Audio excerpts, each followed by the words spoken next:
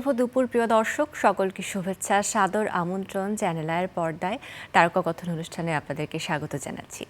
আমাদের আজকের তারকা কথনের আলোচনাটা সুরের সাথে, গানের সাথে এবং একজন সঙ্গীত শিল্পীর সাথে।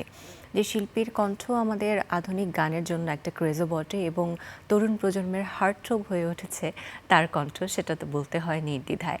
এখন পর্যন্ত ইন্ডাস্ট্রিতে অনেক অনেক গান তিনি উপহার দিয়েছেন, বাংলা আধুনিক গান থেকে শুরু করে নানান ধরনের গানের অ্যালবাম কিংবা স্টেজে তার পারফরমেন্স, সব কিছু মিলিয়ে তিনি হয়ে উঠেছেন সঙ্গীত জগতের এক অনন্যা। এবং তার থেকেও বড় আনন্দের বিষয় হচ্ছে তিনি আমাদের পরিবারের একজন সদস্য। প্রিয় দর্শক, আমাদের সাথে এই মুহূর্তে আছেন সঙ্গীত শিল্পী সানিয়া সুলতানা লিজা। কেমন আছেন? ভালো আছি, আপনি কেমন আছেন? আমিও ভীষণ ভালো আছি। আমাদের পরিবারের এই কারণে বললাম যে যে কোনো সঙ্গীত শিল্পী বা আমাদের শিল্প সাহিত্যের সাথে সম্পর্কিত প্রত্যেকটা মানুষকে আসলে চ্যানেলাই পরিবার আপন করে নেয় সব সময়ের মতো। সেই জায়গা থেকে লিজা তো আসলে আমাদের পরিবারের একজন। অবশ্যই পরিবারের একজন, এবং এভাবে পরিবারের একজন চ্যানেল আই আমাদেরকে ভাবে বলে এইটা চ্যানেল আইয়ের প্রতি বিশেষ কৃতজ্ঞতা। কারণ শিল্পীদের তো আসলে আমি এটা সবসময় বলি, কোনো ভাগ হয় না, কোনো দল হয় না, কোনো জাত হয় না, সবাই এক, সবাই ভালোবাসে তাদেরকে। তো চ্যানেল আই যে এইভাবে ভালোবাসার জায়গাটায় আমাদেরকে রেখেছে, এটা আমাদের জন্য একটা বিশাল ব্যাপার। আমি বলবো যে হয়তো আমি অন্য আরেকটা চ্যানেলের রিয়েলিটি শোর চ্যাম্পিয়ন হয়েছিলাম, কিন্তু তারপরও কিন্তু এখানে আসলে আমার কখনো এটা মনে হয় না যে আমার শুরুটা অন্য জায়গা থেকে হয়েছিল। আমার কেন জানি মনে হয় এই জায়গাটা খুব বেশি আপন, এবং চ্যানেল আইয়ের বিশেষ কোনো আয়োজন হোক বা ভালো লাগার কিছু কাজ হোক বা রিমার্কেবল কিছু প্রোগ্রাম সেগুলোতে দেখা যায় যে আমাকে ওনারা ডাকেন, এবং আমি সেজন্য অনেক বেশি কৃতজ্ঞ আসলে। আচ্ছা, আমরা গতকালের একটা প্রসঙ্গ দিয়ে শুরু করতে চাই। বিশ্ব সঙ্গীত দিবস উদযাপিত হয়েছে গতকাল। সেদিন বিভিন্ন শিল্পীদের বিভিন্ন রকম ব্যস্ততা থাকে, অনেক আয়োজন থাকে, অনেক প্রস্তুতি থাকে, আবার অনেকে অনেক ধরনের উপহার আসলে তাদের শ্রোতাদের জন্য রাখেন। এবারে সঙ্গীত দিবসটা আসলে কেমন কেটেছিল? আমি আসলে দিবসকে ঘিরে কিছু চিন্তা করি না কখনোই, যদিও একটা দিন এভাবে সেলিব্রেট করা হয়, বাট আমার তো গান ছাড়া দিন শুরু হয় না, গান ছাড়া শেষ হয় না। আমি সারাক্ষণই গানের মধ্যে থাকি। আমার বাসায় থেকে শুরু করে আমার কাজ তো গানেরই কাজ। তো সঙ্গীতময় হয় না আসলে আমার এরকম দিন বলতে গেলেই না।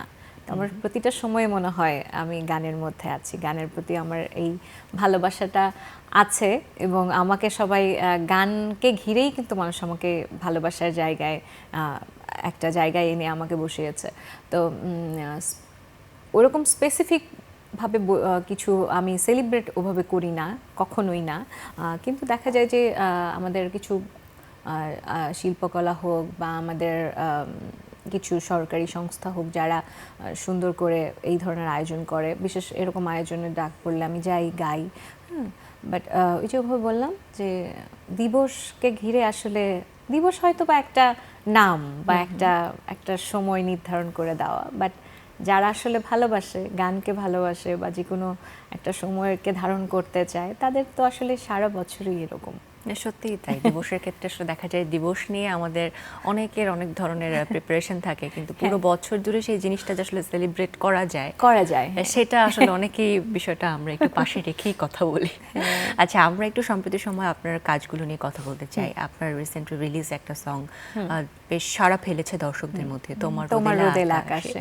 তো গানটার রেসপন্স রিলিজ হওয়ার পর থেকে কেমন পাচ্ছেন? এই গানটা খুব মিষ্টি একটা গান এবং আমার বিশেষ পছন্দের একটা গান। আমার বরাবরই আমার নাজির মাহমুদ ভাইয়ের সুর খুব ভালো লাগে। বেশ আগেও কয়েকটা গান আমি করেছি। কেন জানি মনে হয় ওনার সুর শুনলে বা ওনার গানকে নিয়ে চিন্তাভাবনা শুনলে মনে হয় যে আমার সাথে মিলে যায়, আমি এরকম কিছু গান চাই আমার ক্যারিয়ারে। তো সেরকমই একটা গান। আর এই গানটা আমার জন্য একটু স্পেশাল বলবো, কারণ আমি একটা রিয়েলিটি শোর জাজমেন্টে বসেছিলাম, তো ইয়াংস্টার সিজন 2। সেখানে বেশ অনেকগুলো বাচ্চা বের হয়েছে, এবং সেখান থেকে অনেক সূত্রধর সেকেন্ড হয়েছিল, এবং তাকে আমি একদম শুরু থেকে দেখেছি, গ্রুমিং থেকে শুরু করে, অডিশন থেকে শুরু করে একদম ফাইনাল পর্যন্ত। এবং যেটা আমাদের ইচ্ছা ছিল, মানে আমাদের এই আয়োজনটার মেইন থিম ছিল যে ওরা মেইন স্ট্রিমে আমাদের সাথে গাইবে। তো আমি এই গানটাতে আমি ওকে আমার সাথে গাইয়েছি। তো এটা আমার একটা বিশেষ ভালো লাগা। আর গানটার কথা লিখেছে লালন লোহানী, আর একটা সুন্দর মিউজিক ভিডিও করেছে রাজ বিশ্বাস শঙ্কর। তো এই সব কিছু মিলিয়েই মানে গানটা অন্য সব কিছু থেকে আমার কাছে আচ্ছা, একটু যেহেতু অন্যরকম। গানটার আলাপ আমরা শুনছিলাম, গানটির ছোট্ট একটু অংশ একটু দর্শকদের সাথে নিয়ে দেখে আসতে চাই। চলুন প্রিয় দর্শক। তোমার রোদেলা আকাশে মেঘ যদি আসে উড়ে, আমি মেঘ সরাবো ছাড়িয়ে দুহাত যতই থাকে দূরে।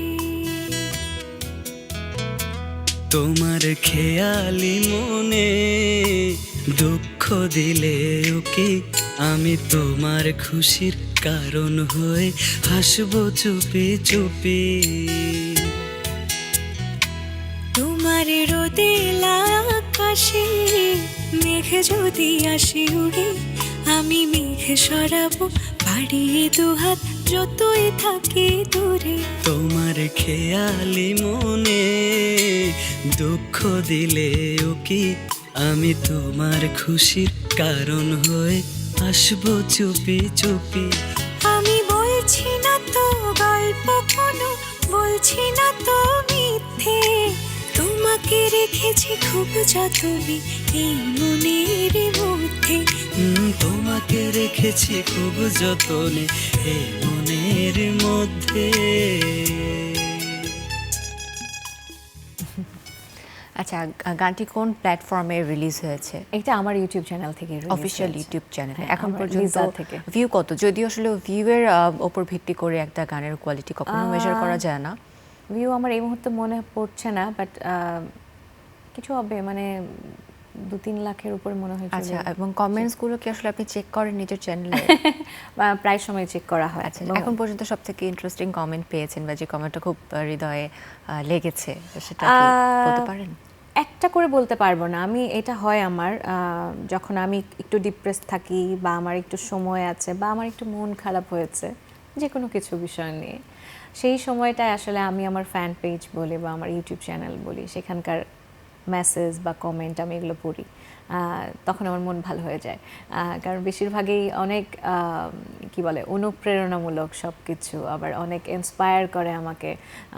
গান ভালো লাগে বা আরও অনেক সুন্দর গান শুনতে চাই, বা এই গানটার অনেক সুন্দর সুন্দর সমালোচনাও পাই, আরও একটু এরকম গান চাই, বা আরও এই গানের এই কাজগুলো খুব সুন্দর হয়েছে। অনেক দর্শক শ্রোতা আছে যারা লিখে এভাবে, তো এগুলো পড়লে ভালো লাগে। বাট স্পেসিফিক্যালি একটা দুটো করে না, মানে সবই আমার পছন্দ। বেশিরভাগ সময় আমি পজিটিভ জিনিসেই আমি দেখি আমাকে আমার শ্রোতারা লিখছে।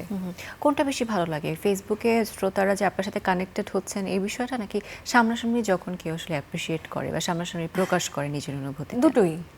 প্রশংসা শুনতে কার না ভালো লাগে, ওটা তো দুই প্ল্যাটফর্মে ভালো লাগে। বাট সামনাসামনি হয় কি অত সুযোগ তো হয়ে ওঠে না, কারণ আমরা শো করতে গেলেও দেখা যায় যে দর্শকরা বেশ একটা একটু দূরত্ব থাকে। আমার মনে হয় লেখাটাই ইজি হয়ে যায়, মানে কমেন্টটাই হয়তো আমি দেখছি, লাইক দিচ্ছি, বা আমার লাভ রিয়েক্ট আমি আমার ভালোবাসাটা প্রকাশ করছি। কিন্তু দুটোর আবেদন দুরকম আসলে, বাট দুটোই ভালো লাগে। ছোটবেলা থেকে তো আসলে গানের সাথে যুক্ত হয়েছেন, এবং সকলেরই থাকে যে নিজের গানের একজন আইডল থাকে, বা অনেকের গান শুনতে আমরা ভীষণ পছন্দ করি।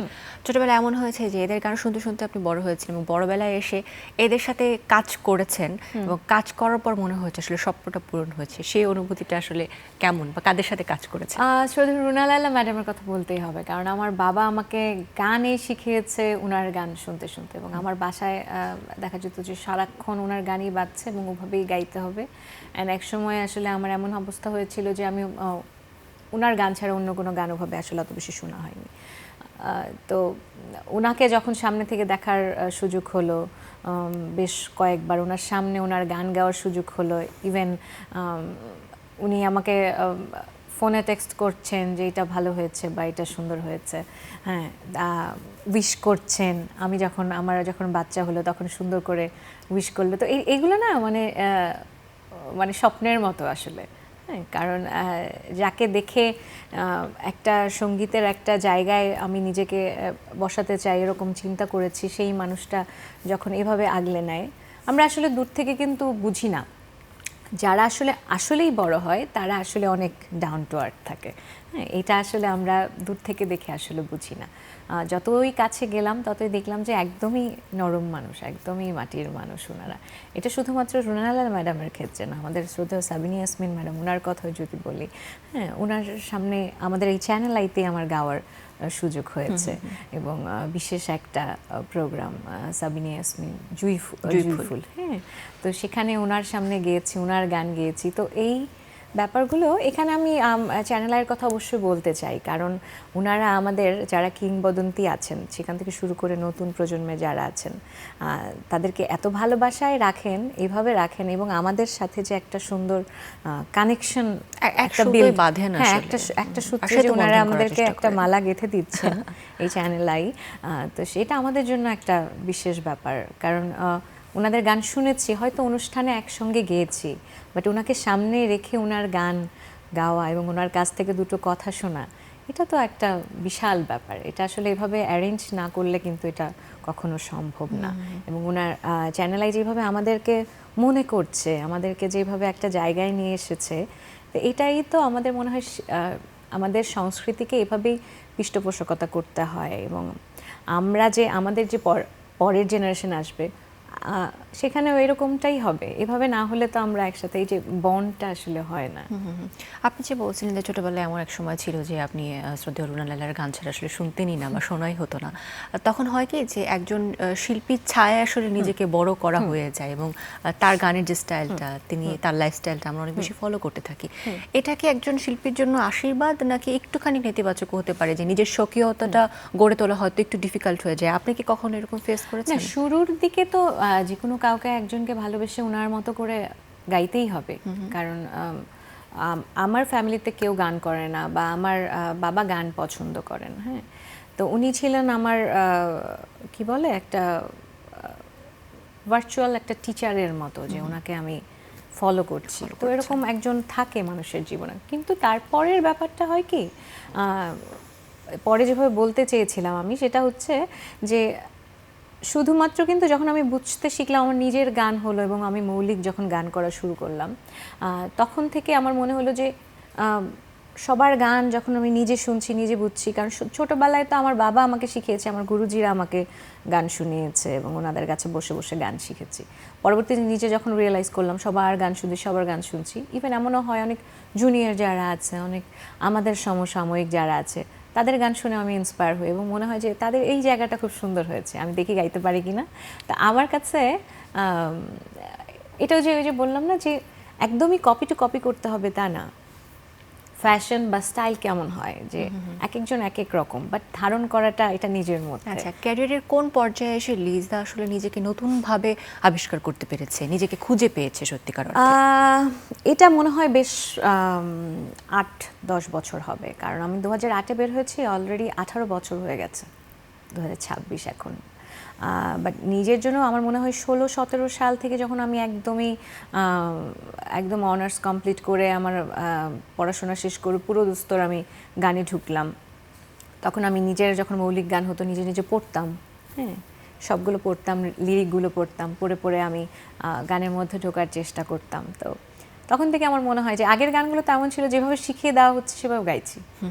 পরবর্তীতে মনে হলো যে না, এটা যেহেতু আমার, মানুষ গানটা জানবে আমার, তো আমার কিছু নিজস্বতা থাকতে হবে।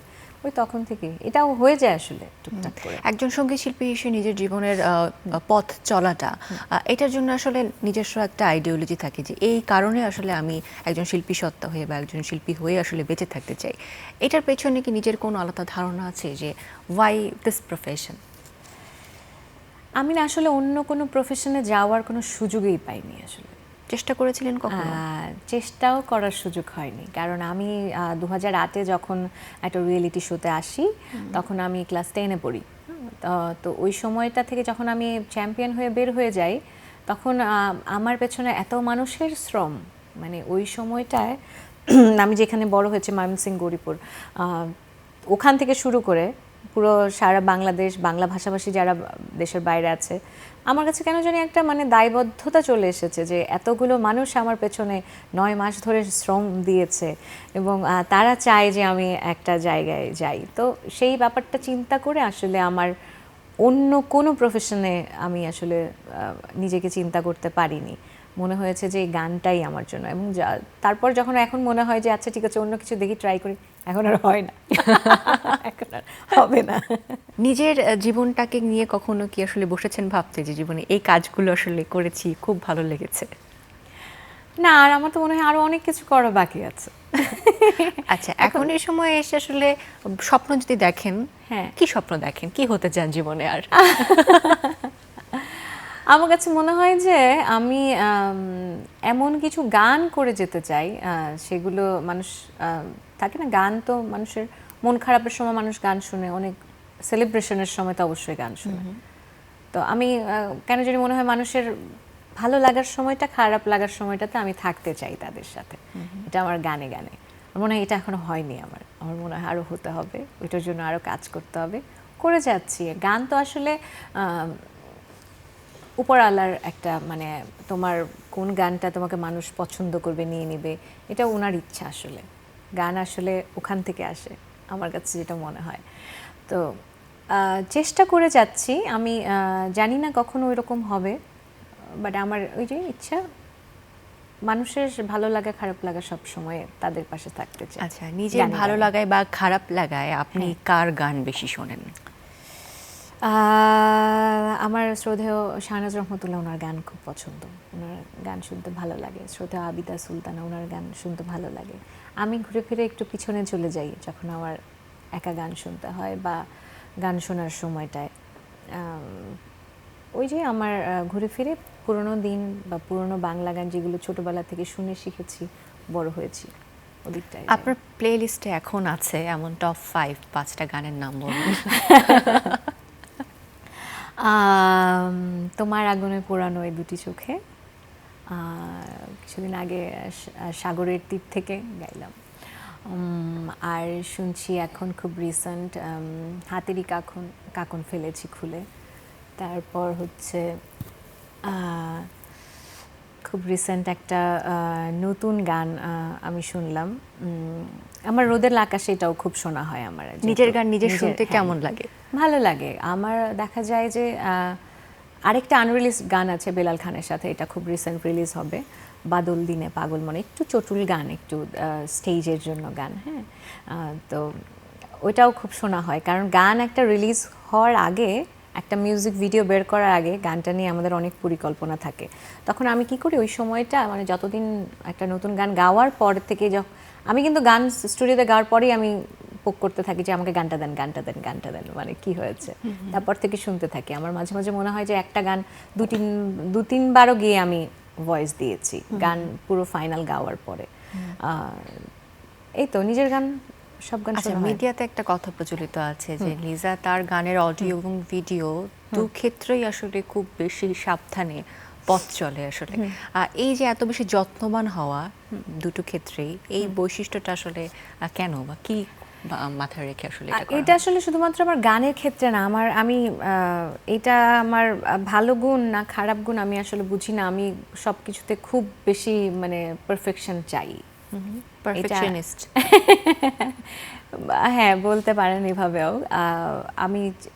আমি যতটুকু পারি, আমি যে কোনো কাজ দিলে আমি আমার সর্বোচ্চটা গাইবার চেষ্টা করি। গানের ক্ষেত্রে হোক সর্বোচ্চটা দেওয়া, বা ভিডিওর ক্ষেত্রে আমি ওভাবে পারি না, বুঝি না, কারণ এই জায়গাটা তো আমি খুব বেশি প্রো না। তারপর আমি চেষ্টা করি সব কিছু মিলে সুন্দর হোক, যে দেখতে যাতে ভালো লাগে, কারণ ভিডিওটা তো দেখারই বিষয়। গানের কাজের ক্ষেত্রে হোক, কোনো শোতে যাওয়ার ক্ষেত্রে হোক, রেকর্ডিংয়ের ক্ষেত্রে হোক, যে কোনো কাজ হোক, আমার কাছে কেন জানি মনে হয় যে একবারই তো করছি এই যে কাজটা, তো আজকে যে এখানে বসেছি, এটা তো এই সময়টা তো আবার আর আসবে না, এটা যতটুকু পারফেক্ট করে করা যায়। আচ্ছা, ভিডিওর ক্ষেত্রে যেটা দেখা যায় যে আমাদের তো একটুখানি অ্যাক্টিং স্কিলও লাগে একজন শিল্পী যখন স্ক্রিনে অ্যাপিয়ার করছেন, তো অ্যাক্টিং স্কিলটা কতটুকু রপ্ত করতে হলো, রপ্ত করতে পেরেছেন মনে হয়? না, এটা তো আসলে পারি না, কারণ অভিনয় যে এই শিল্পটা, এটা আমরা যেমন গান অনেক সাধনার ব্যাপার, অভিনয়টা আমাদের সংস্কৃতি বা আমাদের সেক্টরের সবগুলো কাজে কিন্তু এরকমই, মানে শেখার কোনো শেষ নাই। অনেক অনেক বছর ধরে কাজ করছেন, তিনিও বলেন যে আমি এখনো কিছু শিখতে পারিনি। আর আমি তো জাস্ট একটা মিউজিক ভিডিওতে একটু জাস্ট অ্যাপিয়ার হওয়া, না, ওভাবে আমি অভিনয় বলি, গান বলি, এটা আমি কিছুই পারি না। আমার কাছে মনে হয় আমার গানটাকে দর্শকরা হয়তো আমাকে এই চরিত্রে কল্পনা করলে ভালো লাগবে তাদের, সেই চিন্তা থেকে একটু আধটু যাওয়া হয়। বাট আমি আসলে এটা খুব মানে একটা বড় ব্যাপার যে বলা যে হ্যাঁ একটু পারি অভিনয়, নো। আচ্ছা, এখন দেখা যাচ্ছে যে সঙ্গীত শিল্পীরাও হ্যাঁ। মেইন স্ট্রিম মিডিয়াতে বা হ্যাঁ। বড় পর্দায় আসলে কাজ করতে করছে। চাইছেন বা কাজ করছেন, ইতিমধ্যে এমনও অনেকে রয়েছেন। তো লিজা কি মনে হয় যে পারবেন কখনো বা ইচ্ছে আছে? না না, এইভাবে অভিনয়ে কাজ করাটা বা সিনেমাতে কাজ করা, নাটকে কাজ করা, এগুলো সব কিছুর অফার কিন্তু পেয়েছি আমি। আমি সবাইকে খুব সম্মানের সাথেই বলি যে এই কাজগুলো আসলে আমার জন্য না। আমি গানকে ছোটবেলা থেকে শিখছি, এখনও অবধি শিখছি, তারপরে মনে হয় যে আমি কিছু পারি না। আমার অভিনয়ের ক্ষেত্রেও কিন্তু আমার ব্যাপারটা এরকমই। ছোটবেলা থেকে অনেকে অভিনয় শিখছে, শিখে শিখে এতদূর পর্যন্ত এসেছে, তারপরে বলছে যে হচ্ছে না। তো আমি সম্মান রেখেই যে জিনিসটা আমি জানি না সেটা আমি কেন আমার দর্শকদের সামনে দিব, আমার কেন এইটা নিয়ে আমার সব সময় একটা ভয় ছিল যে আমি যেই ব্যাপারটা জানবো না বা পারবো না বা স্টাডি করে আসবো না, সেটা নিয়ে আমি আমার দর্শকদের ধোঁকা দিতে চাই না। এমনি হয়তো অনেকে করে, প্রফেশনালি না, হয়তো মজার ছলে করে, বা অনেকে পছন্দ করে ফেলে, দর্শকরা তো পছন্দ করে ফেলে যে হ্যাঁ ওর অভিনয়টা, গান করে বাট অভিনয় ভালো লাগছে, হ্যাঁ সেটা অন্য জিনিস করতে পারে। বাট আমার কেন যেন সাহস হয় না, আর আমার কাছে মনে হয় যে গান ছাড়া অন্য কিছুর জন্য মনে হয় আমি না। খুব সুন্দর, খুব মার্জিত চিন্তা আমি বলবো নিঃসন্দেহে। আর একটা ব্যাপার থাকে যে প্লেব্যাকে কাজ করা কিন্তু অনেক শিল্পীর জন্যই শুরুর দিক থেকেই স্বপ্ন থাকে, কারণ প্লেব্যাকে সিনেমার গানগুলো খুব সহজে দর্শকদের হৃদয়ে গেঁথে থাকে প্রজন্ম থেকে প্রজন্ম। তো সিনেমায় কাজ করা বা সিনেমায় প্লেব্যাক করা এবং এটাতে অনেক বেশি ঝোঁক কি আপনার কখনো ছিল কিনা, বা এখনো আসলে এটা নিয়ে হ্যাঁ, প্ল্যানিং এটা কি? তো আমাদের সব শিল্পীদেরই মানে একটা স্বপ্নের জায়গা বলে না, যে আমরা ছোটবেলা থেকে যে পুরোনো গানগুলো শুনছি সেগুলো কোথাকার গান, সব তো সিনেমার গান, হ্যাঁ পুরোনো দিনের বাংলা সিনেমার গান। তখন এভাবে সলো অ্যালবাম কয়টা ছিল না বলতে গেলে। তো এটা তো ছোটবেলা থেকে যখন গান শিখি তখন মনে হতো যে বড় পর্দায় গাইবো। বড় পর্দায় গিয়েছি 2009 থেকে আমার প্রথম সিনেমাতে গান করার সুযোগ হয়েছিল, এবং তারপর অনেকগুলো গিয়েছি। কিছুদিন আগেও একটা আবার হঠাৎ বৃষ্টি, সেখানে গাইলাম। কিন্তু আমাদের আসলে কপালটা একটু খারাপ এখানে বলতে হবে, কারণ আমরা যেই সময়ে এসেছি আমাদের মনে হয়েছে যে এখন একটু পরিণত হচ্ছে আমাদের গলা বলি বা কণ্ঠ বলি বা আমাদের সময় বলি, তো সেই সময়টাই আসলে আমাদের সিনেমা কমে গেছে। দেখা যায় যে 2-3টা সিনেমা হচ্ছে বা সেখানে 4-5টা গান হচ্ছে, তো সব কিছু মিলিয়ে সেগুলো গাইছে, আমাদের প্রজন্মেরই গাচ্ছে সবাই, হ্যাঁ কিন্তু সংখ্যাটা ঘুরে ফিরে দেখা যাচ্ছে কয়েকজন মিলেই গাচ্ছে। আমি এটাকে কখনো নেগেটিভলি দেখি না, কারণ গান বের হয়ে আসুক, সিনেমা বের হয়ে আসুক, অনেক যখন কাজ হবে তখন আমরা সবাই গাইবো এরকম মনে হয়। কিন্তু সিনেমাতে গাওয়া তো এটা প্রত্যেকটা শিল্পীর জন্য একটা স্বপ্নের। আমরা অপেক্ষায় থাকবো যে লিজার কণ্ঠে আবার সিনেমার গান আমরা কবে উপহার পাবো। একদম শেষের দিকে আছি, শেষে ছোট্ট একটা প্রশ্ন জিজ্ঞাসা করতে চাই, যেহেতু বিশ্বকাপ ফুটবল চলছে, তো অনেক টিম সাপোর্ট করছেন এবং আমাদের চ্যানেল আই স্ট্রাইকার জন্য তো এসে একটা গোল দিতে হয়। লিজা দিয়েছে কিনা আমি জানি না দিয়ে থাকলে অনুষ্ঠান শেষে গিয়ে অবশ্যই দিতে হবে।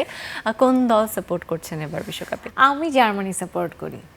না ব্রাজিল না আর্জেন্টিনা, জার্মানি। হ্যাঁ জার্মানি। আমি তো ছোটবেলায় খেলতাম, ব্যাডমিন্টন খেলেছি আমি বেশ অনেক বছর। আমার ফ্যামিলিতে দেখা যায় যে ছোটবেলা থেকে সবাই আর্জেন্টিনা, আমার আব্বু থেকে শুরু করে আমার চাচারা, আমার আশেপাশে পাড়ার প্রতিবেশী সব আর্জেন্টিনা। আমি যখন থেকে খেলা একটু বুঝতে শিখেছি, আমার কাছে জার্মানির খেলা ভালো লাগে। মানে ফুটবল তো একটা টিমের খেলা, আমার মনে হয় ওরা মানে ইন্ডিভিজুয়াল প্লেয়ার তারা খুব ভালো। আচ্ছা, জার্মানির জন্য শুভ কামনা। আবার বিশ্বকাপটা সকলে মিলে খুব আনন্দ উপভোগ করবো সেই প্রত্যাশা রাখছি। অনেক ভালো থাকবেন আপনি। আগামীতে আবারও দেখা হোক আমাদের নতুন কোনো কাজের আলাপ নিয়ে। ধন্যবাদ দিতে চাই আপনাকেও, এই সুন্দর সময়টা কেটেছে আপনার সাথে গল্প করে। চ্যানেল আইকে আমার পক্ষ থেকে বিশেষ ভালোবাসা, এবং অনেক ভালো থাকুক চ্যানেল আই পরিবারের সকল সদস্য, এবং যারা দেখছেন সবাইকে আমার পক্ষ থেকে অনেক শুভেচ্ছা। দর্শক, আপনাদেরকে অনেক ধন্যবাদ আমাদের সাথে পুরো অনুষ্ঠানে যুক্ত হওয়ার জন্য। বিশ্বকাপ ফুটবলের সবগুলো ম্যাচ কিন্তু আপনারা খুব সহজেই উপভোগ করতে পারবেন চ্যানেলের ওটিটি প্ল্যাটফর্ম আইস্ক্রিনে। যারা এখনও অ্যাপটি ডাউনলোড করেননি, প্লে স্টোর কিংবা অ্যাপ স্টোর থেকে ডাউনলোড করুন, অথবা সরাসরি ভিজিট করুন iScreen.com.pt এই অ্যাড্রেসটিতে। সকলের সুস্থতা কামনা করে আজকের আয়োজন থেকে বিদায় নিচ্ছি। ভালো থাকবেন।